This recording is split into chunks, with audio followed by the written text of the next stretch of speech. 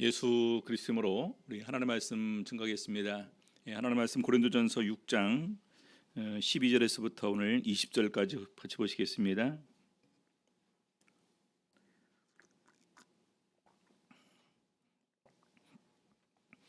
고린도전서 6장 12절에서부터 20절 읽겠습니다.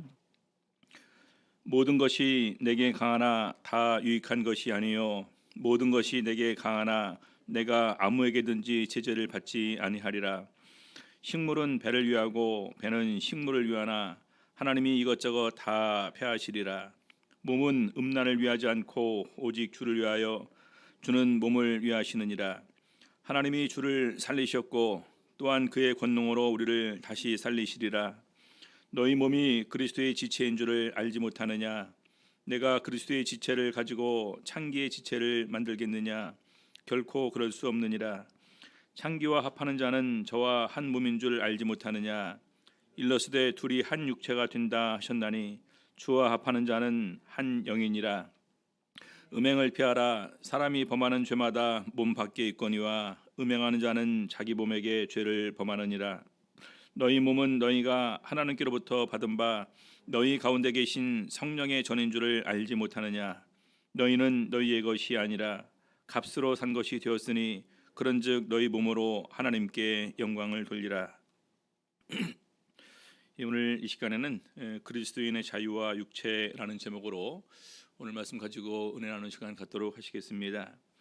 먼저 우리 6장 12절에 보게 되면은요, 모든 것이 내게 가하나 다 유익한 것이 아니요 모든 것이 내게 가하나 내가 아무에게든지 제재를 받지 아니하리라. 우리 세상에 많은 사람들은 그냥 나만 좋으면 되지 무슨 상관이냐 하면서 자기 이렇게 그 생각대로 자기 편한 대로 이렇게 일을 합니다. 그런데 그런 부분에서 그런 우리가 신앙생활을 한 다음에도 과연 그렇게 해도 되는가? 그리스도인에게 이 자유가 주어졌다 해서 우리가 마음대로 해도 되는가라는 부분을 먼저 이렇게 꼭 생각을 해 보셔야 됩니다. 그래서 여기 보게 되면은 모든 것이 내게 가하나 다 유익한 것이 아니에요. 이 모든 것이 내게 가하다라는 것은 내가 그리스도 안에서 내가 누릴 수 있는 영적인 자유를 의미합니다.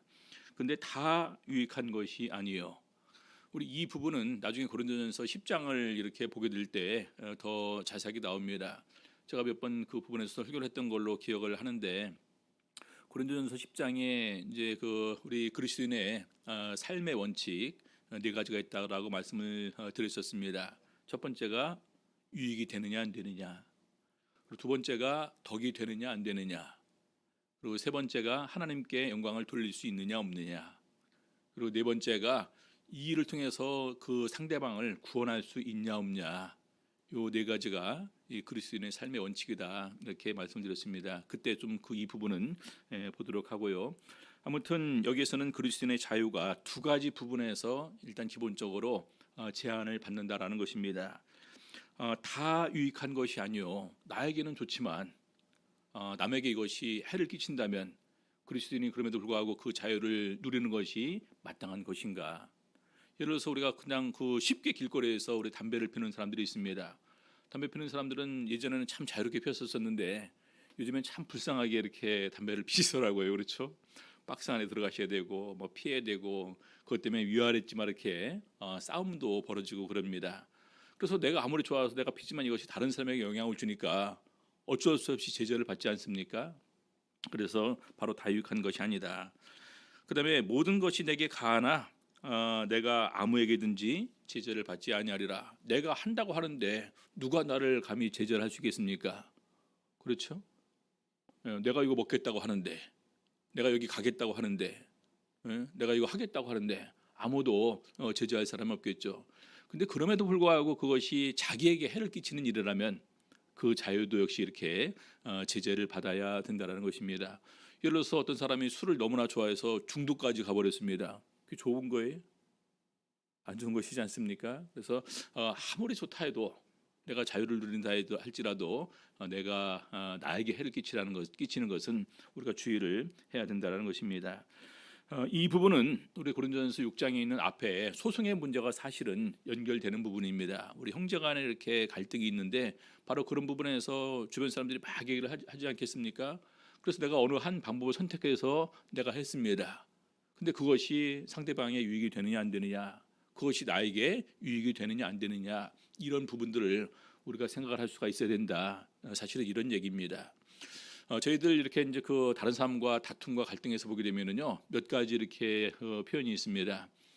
제일 안 좋은 것은요, 너 죽고 나 죽자입니다. 제일 어리석은 거지 않습니까? 그렇죠? 그래서 너 죽고 나 죽자. 자, 두 번째 안 좋은 건 뭘까요? 너 살고 나 죽자가 그 다음일까요? 아니면 너 죽고 나 살자가 그 다음일까요?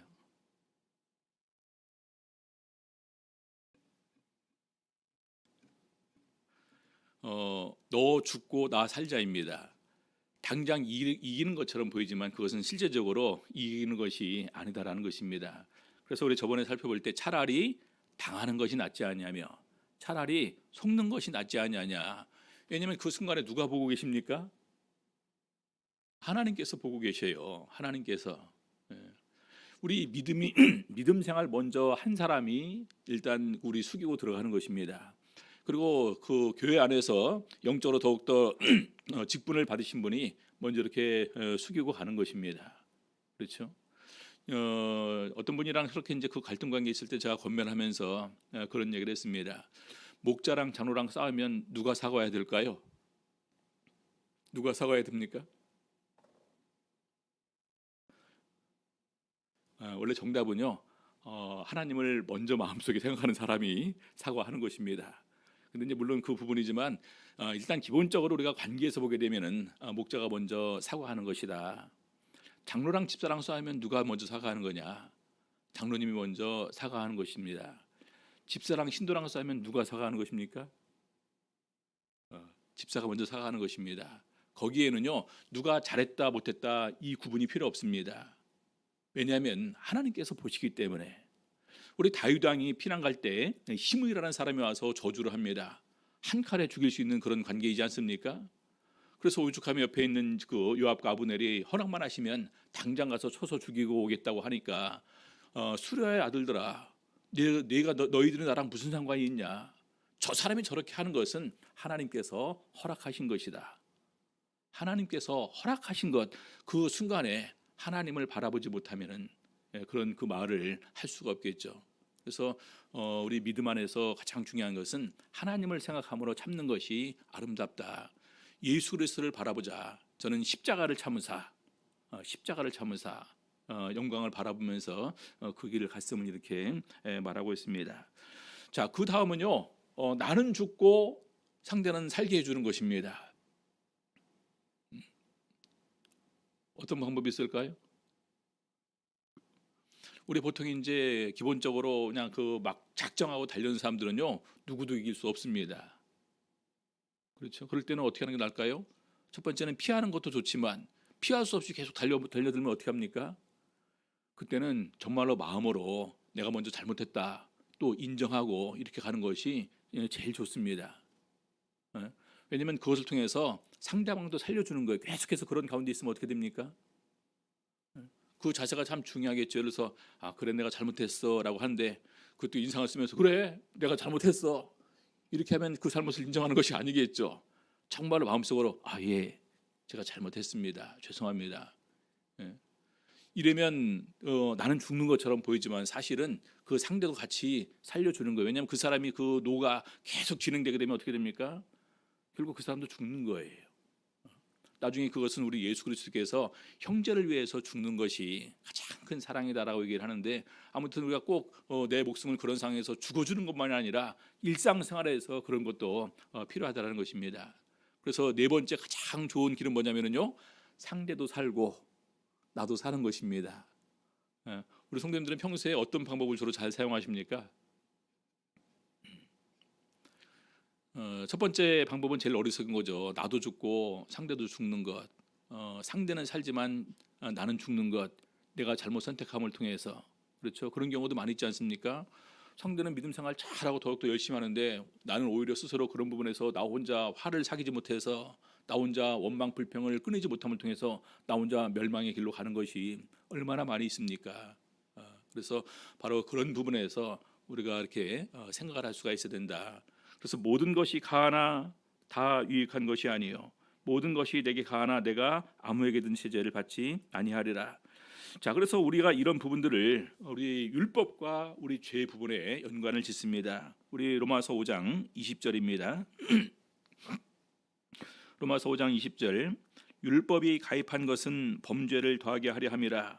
율법이 가입이 범죄를 더하게 하는 것이 아니라 율법이 가입함을 통해서 이것이 죄구나, 이것이 잘못했구나라는 것을 더욱더 알게 하니까 더욱더 많은 죄가 나타날 수밖에 없겠죠. 그래서 그것을 갖다가 범죄를 더하게 함이랴. 그러나 죄가 더한 곳에 은혜가 넘쳤나니.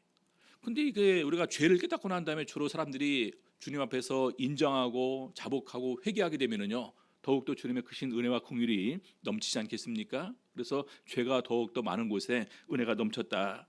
그래서 사람들이 이렇게 얘기를 합니다. 그런즉 우리가 무슨 말하리요? 은혜를 더하게 하려고 죄에 거하겠느냐? 죄가 많은 곳에 더욱더 우리가 회개하고 자백하고 하나님의 긍휼과 용서가 있어서 은혜가 넘쳤다면은 더욱더 그렇게 하자. 이럴 수 있어요? 그럴 수 없다라는 것입니다. 그래서 그럴 수 없느니라. 죄에 대하여 죽은 우리가 어찌 그 가운데 더 살리요? 우리 죄 때문에 예수님께서 십자가에 달려 돌아가시고 우리도 우리 죄를 자복하고 그다음에 회개하고 죄에 대해서 죽었었는데 왜 다시 우리가 죄 가운데 들어가서 살겠냐? 그래서 그리스도인들이 진정으로 자유를 누린다 할지라도 이제는 율법의 구속에서 벗어났다 할지라도 우리와 이 죄의 관계는 이제는 더욱더 죄에서 벗어나는 이런 삶을 살아야 될 것을 말하고 있습니다. 자, 그래서 두 번째 부분은 뭐냐면요, 우리 그리스도인의 자유와 음식에 관해서 얘기를 하고 있습니다. 식물은 배를 위하고 배는 식물을 위하나 하나님이 이것저것 다 폐하시리라. 우리 성도님들, 우리 보통 그런 말을 하지 않습니까? 우리가 먹기 위해서 사는 거냐 살기 위해서 먹는 거냐 그렇게 얘기를 합니다. 어떤 게 답입니까? 먹기 위해서 사셔요? 아니면 살기 위해서 먹으셔요? 바로 이제 이 부분과 식물은 배를 위하고 배는 식물을 위한다라는 그 부분이 바로 그냥 그런 부분과 연결된다고 얘기를 할 수 있습니다. 우리 먹기 위해서 사는 사람들도 참 많지 않습니까? 그렇죠? 우리 맛있는 데 찾아서 맛집 찾아서 특별히 그 내 입에 딱 맞는 이 내 미각을 충족시키기 위해서 이렇게 이제 먹는 사람들도 있고 정말로 이렇게 이제 그 한 끼 한 끼 이렇게 배부르면 그 된다라는 이런 족함으로 사는 사람들도 있습니다. 아무튼 그것도 자기가 나름대로 선택할 문제지만 우리 하나님 뭐라고 그러십니까? 하나님이 이것저것 다 폐하시리라. 먹기 위해서 하는 것도 아니고 살기 위해서 먹는 것도 아니고 중요한 것은 우리가 하나님 앞에 어떻게 나가느냐가 더욱더 중요한 것이다라는 것입니다. 로마서 우리 14장 15절에 보게 되면은 로마서와 고린도전서 이 부분은 이때 시대에 우상에게 바쳐진 이런 그 제물 중에서 고기가 시장으로 나오는데 그 우상에게 드렸던 이 고기를 내가 먹을 거냐 안 먹을 거냐라는 부분이었는데 그때 당시에 이랬습니다. 믿음이 좋은 사람들은 이 세상에 하나님밖에 없는데 우상 자체가 없는 거지 않습니까? 내가 다 무시해버리면 우상 자체가 존재하지 않는 거예요. 그래서 어느 것이나 다 먹을 수 있는 그런 믿음을 가지고 고기를 먹었습니다. 근데 어떤 사람들은 안 그래요. 괜히 그런 사람 따라서 같이 먹었다가 그래도 내가 우상에게 바쳐진 제물을 먹었다. 그렇죠? 그래서 그것이 마음속에 꺼리낌이 됩니다. 그래서 예전에 제가 어렸을 때도 항상 그렇게 이제 그 서로 옆집이랑 떡을 주고받고 하는 그 일이 생겼었는데 그때마다 이거 우상에게 바쳐진 걸까 안 바쳐진 걸까, 제사 지낸 음식일까 아니면 제사 안 지낸 걸까. 왜냐면 이웃집에서 떡을 갖다 올 때는 그 집에서 떡을 할 일이 없거든요. 언제 주로 합니까? 주로 제사 지낼 때 떡을 하셔요. 그러니까 이제 그 다음날 아침에 이제 갖다 주든지 밤에 이렇게 가지고 옵니다. 그럼 분명히 둘 중에 하나예요. 제사로 지냈던 거든지 아니면 따로 이렇게 남겨놨던 건지. 근데 우리가 물을 수가 있습니까 없습니까? 민망하잖아요, 옆집한테. 그래서 우리 사도 바울은 차라리 그런 부분 생기면 그냥 묻지 말고 먹어라, 감사함으로. 그래서 모든 것이 감사함으로 깨끗하게 됨을 이렇게 얘기를 합니다.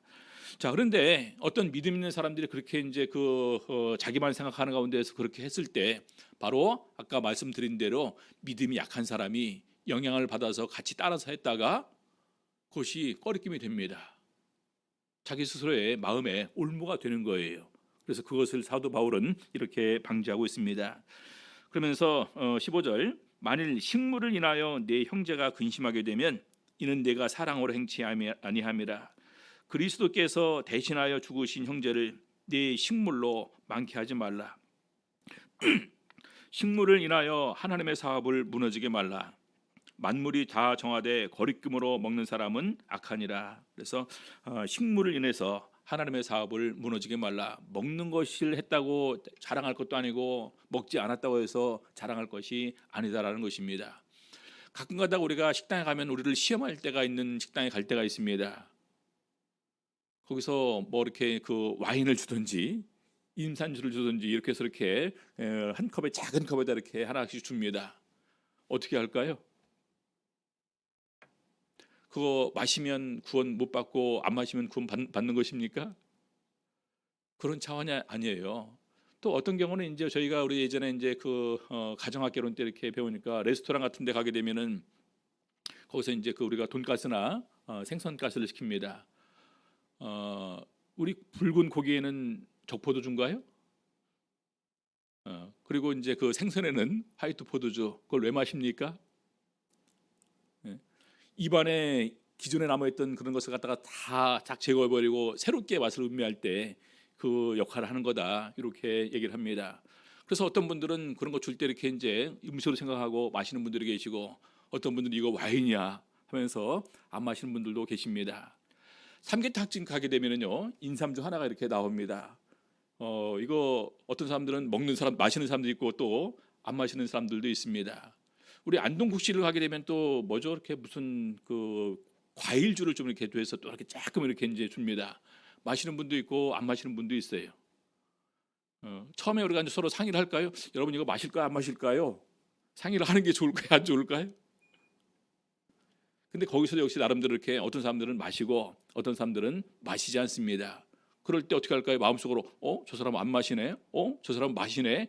이런 생각 할 필요가 없어요. 그냥 마시면 마시는 거고 안 마시면 안 마시는 것입니다. 중요한 것은 이것은 우리가 술 마시기에 그거 먹는 거 아니죠. 음식에 따라 나온 그냥 이렇게 음식으로 생각하고 이렇게 드시는 사람들은 드시고, 그렇지 않은 사람들 그럼에도 불구하고 안 마시면 됩니다. 그래서 마시는 사람도 자랑할 것도 없고 안 마신 사람도 자랑할 것이 없고 먹는 사람도 자랑할 것이 없고 안 먹은 사람도 자랑할 것이 없다라는 것입니다. 그래서 고린도전서 8장 8절이 그런 부분이에요. 식물은 우리를 하나님 앞에 세우지 못하나니 우리가 먹지 아니하여도 부족함이 없고 먹어도 풍족함이 없으리라. 이거 가지고 우리를 하나님 앞에 세우지 못한다라는 것입니다. 자, 그러면서 13절, 그러므로 만일 식물이 내 형제를 실족케 하면 나는 영원히 고기를 먹지 아니하여 내 형제를 실족치 않게 하리라. 중요한 것은 뭐가 먼저 된다고요? 믿음이 좋은 사람이, 믿음이 강한 사람이 그렇지 못한 사람들을 배려하는 자세가 더욱더 중요하다는 것입니다. 그렇죠? 만일 고기 먹는 문제로 만약 우리 형제가 나를 봐서 실족하게 된다면 영원히 고기 먹지 않겠다는 거예요. 그래서 사실은 형제를 배려하는 자세가 더욱더 중요한 것임을 이렇게 얘기를 하고 있습니다. 그래서 바로 이 그리스도의 자유와 음식에 관한 부분입니다. 자, 세 번째는요, 자유와 음행에 관한 부분인데요, 고린도전서 6장 13절입니다.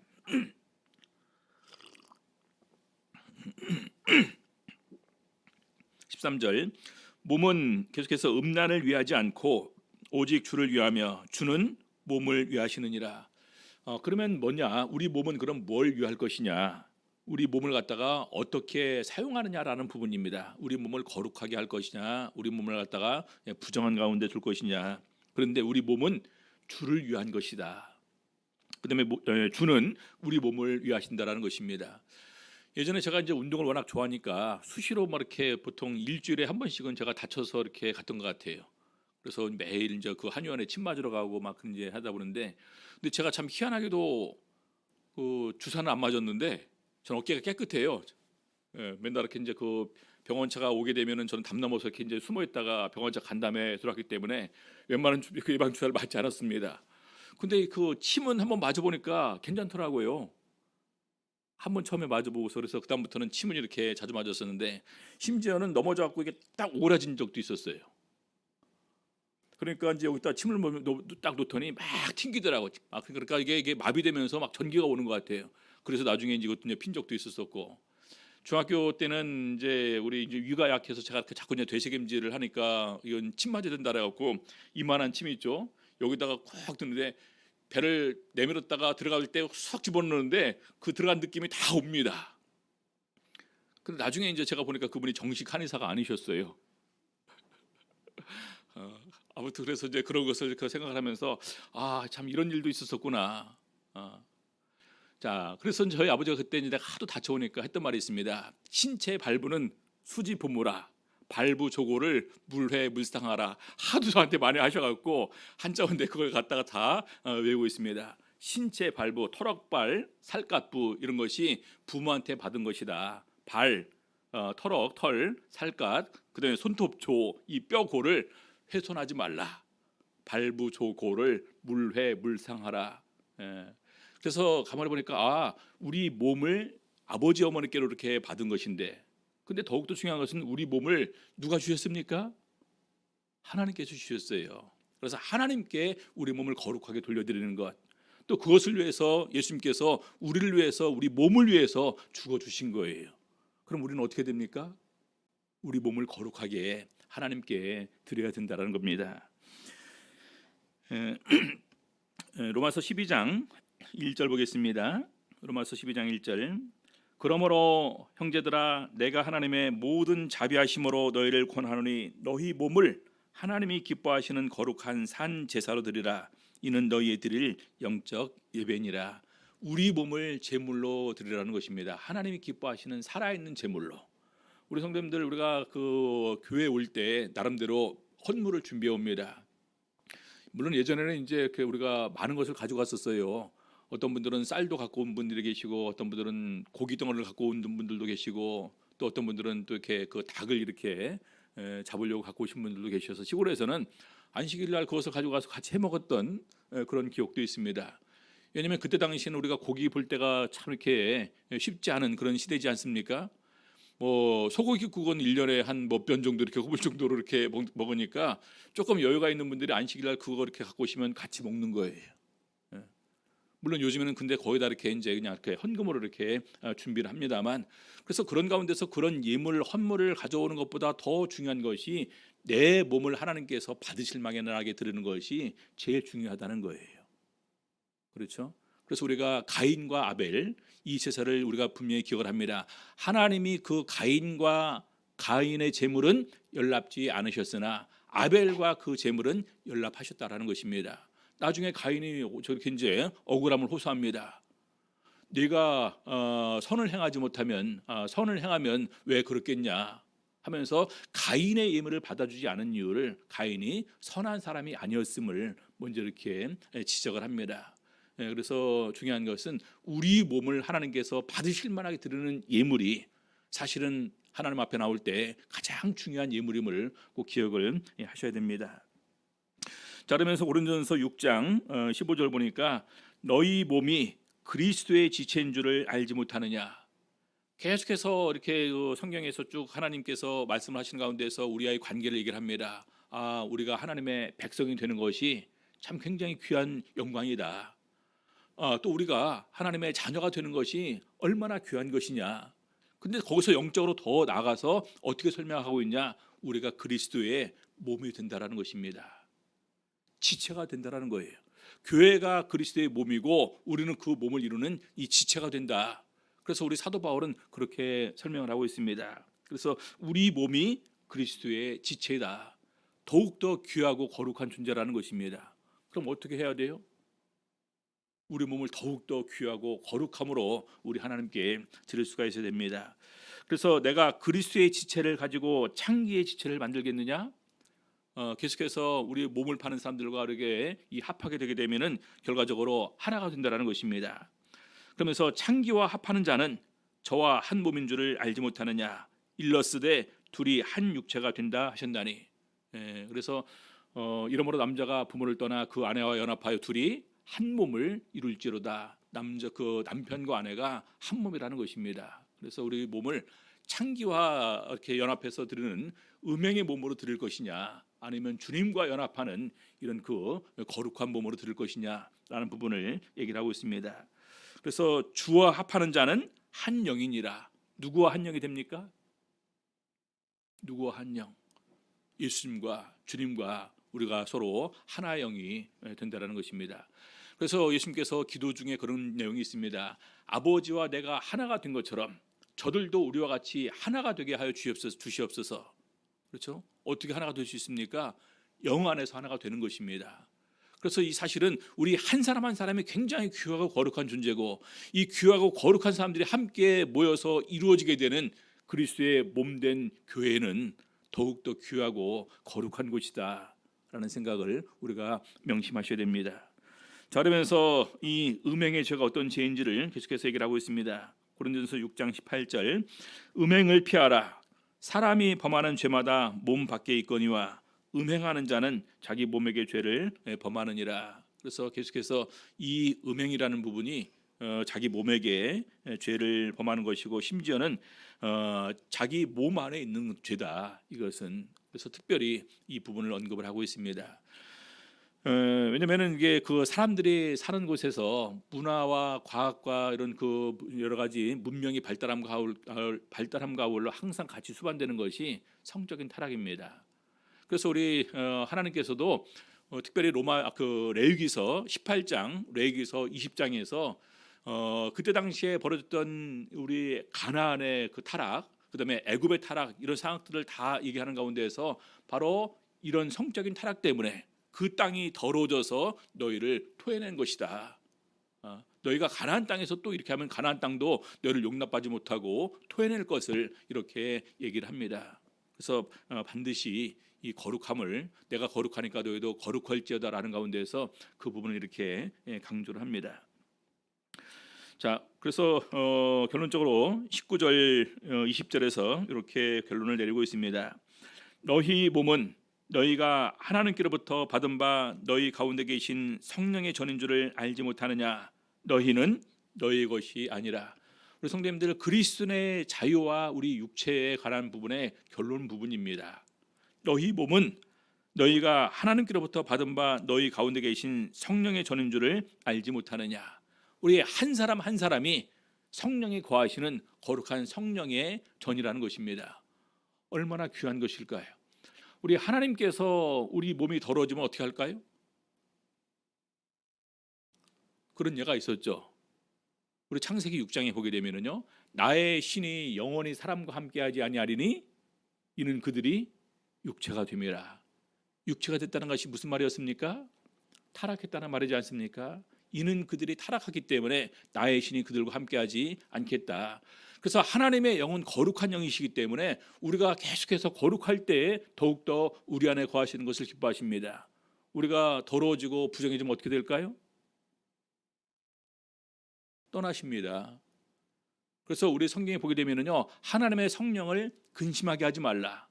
에베소서 4장 30절에 그러지 않습니까? 하나님의 성령을 근심하게 하지 말라. 왜 근심하실까요? 우리 스스로 거룩함을 상실해 갈 때, 우리가 하나님의 뜻에 합당한 삶을 살지 못할 때 하나님께서 근심하시겠죠. 성령이 우리 안에서 근심하는 것입니다. 데살로니가전서 5장 19절에 보게 되면요, 또 성령을 소멸치 말며라고 하고 있습니다. 성령이 왜 소멸됩니까? 거룩하지 못하니까. 그래서 중요한 것은, 그럼에도 불구하고 우리가 죄와 허물과 실수가 발견될 때 아직까지도 내가 성령이 있어서 성령으로 기도할 수 있다면 더욱더 기회를 타서 우리가 하나님 앞에 무릎을 꿇고 하나님 앞에 자백하고 회개하는 것이 무엇보다도 중요하다는 것입니다.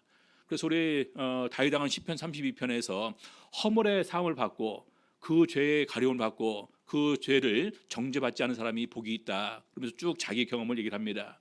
이러므로 경건한 사람들은 주를 만날 기회를 타서 주께 기도할지라. 경건한 사람은 경건하게 살기 위해서 우리가 정말로 마음을 쓰지만 그러지 못하다가 어느 순간에 우리가 실수함을 통해서 허물과 실수가 우리에게 들어왔을 때 우리가 그것을 바로 인정하고 자복하고 회개하라는 것입니다. 그러면 진실로 홍수가 엄물할지라도 저에게 미치지 못하리이다. 홍수 다 휩쓸어 가버립니다. 홍수라는 것은 우리가 죽는다는 것입니다. 근데 그것이 온다 할지라도 우리가 우리에게 미치지 않는다라는 것입니다. 그래서 진정한 우리가 자복과 회개를 통해서 다시 한번 우리가 거룩함으로 또 귀하게 우리 몸을 하나님께 드리는 것이 중요한 것임을 말합니다. 그러면서 20절 값으로 산 것이 되었으니 그런즉 너희 몸으로 하나님께 영광을 돌리라. 이제 우리 몸은 우리 것이 아니라는 생각을 가지셔야 됩니다. 내 몸은 누구의 것이라고요? 내 몸은 예수님 거라는 생각을 하셔야 됩니다. 예수님의 피로 나를 사신 거예요. 그래서 나를 하나님께 드리신 것입니다. 그래서 지금부터는 내 몸은 나의 것이 아니라 예수님 것이다. 그래서 더욱더 예수님께서 하나님께 나를 드리시는데 가장 예수님의 뜻에 합당하게 하나님께서 받으실 만하게 나를 드려야 되겠다는 이런 마음을 가지셔야 됩니다. 그래서 우리 몸으로 하나님께 영광을 돌리는데요. 우리 마지막으로 데살로니가전서 5장 23절 보시겠습니다.